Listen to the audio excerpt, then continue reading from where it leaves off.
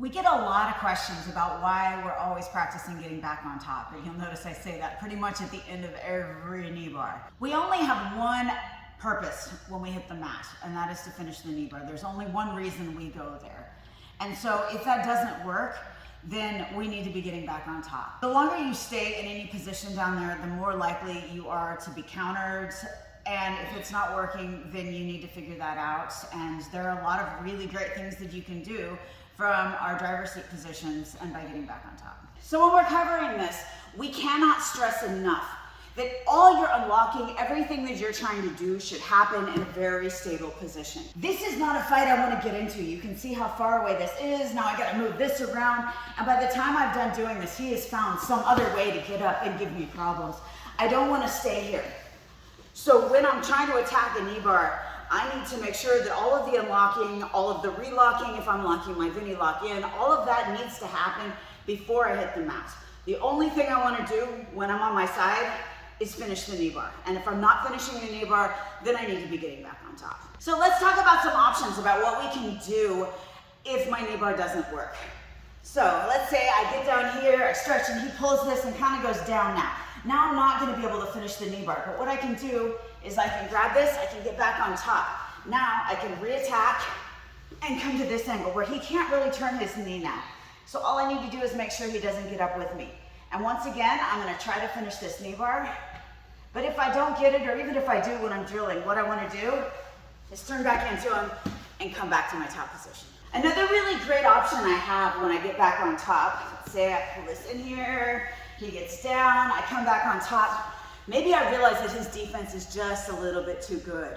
So now what I'm going to do is I'm going to start looking for my pass. So we do this pass a lot, but it's a really good one. What I'm going to do is I'm going to maintain my Bendy control here, and I'm going to look back at him.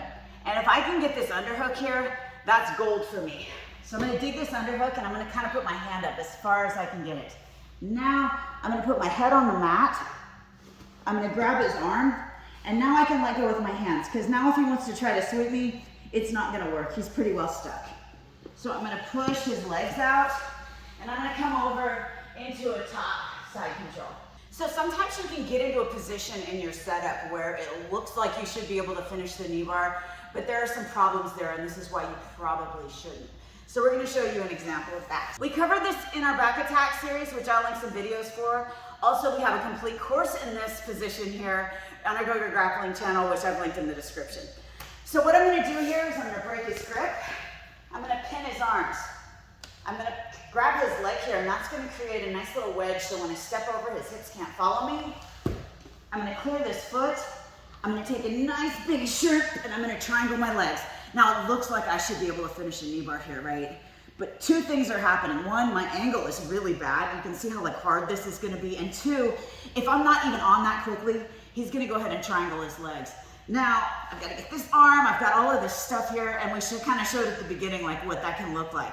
So what I want to do here is I want to untriangle my legs, come back up to my Drysdale position here. And what I can do now is I can walk my hands down, I can get my Bendy lock on, and get a nice solid knee bar here. And every single time I still rep getting back on top. Another key benefit to getting back on top here is kind of what we play strategically, right? I can marinate him a little bit. I can read his cards, see how he defended the first time, and I can get back on top to make sure that the second time I attack this, it's gonna be a little easier, right? So if I wanna marinate him, one of the things I like to do is to bounce just a little bit on his ribs. That kind of sucks. I can sit back up into our sit position and rock back on his solar plexus. I can come into the Drysdale, which by itself is really uncomfortable. Once again, I can move my hips just a little bit here, and that's gonna make him tired out. And then, like I said, if he's already shown me that he's really good at defending this Bendy lock knee bar, we've shown you a couple of defenses there, you know, maybe I'm gonna take a different attack, and I'm gonna look to come into my Victor control here, and I'm gonna try to attack him from this angle, and it might be a lot easier for me than the other times that I tried to hit a knee bar on him. Our last reason that we're going to give you today comes in the form of MMA. We're looking for our ground and pound when we get back on top. So when I attack this knee bar and I come down, maybe he times me well, and he's going to come over. And in Jiu Jitsu, this is bad, but in MMA, this is really bad. I'm done in this situation. Or at least I've got a big old fight, which is gonna spend a lot of my energy to get out of. So the best thing for me to do is be proactive. As I come over, if I feel this is happening, I'm gonna fight it, get my Bendy control back and get back on top. Guess what? Now it's my turn. Boom, boom, boom. I can go solar plexus, ribs, legs, back to the head, back to the head.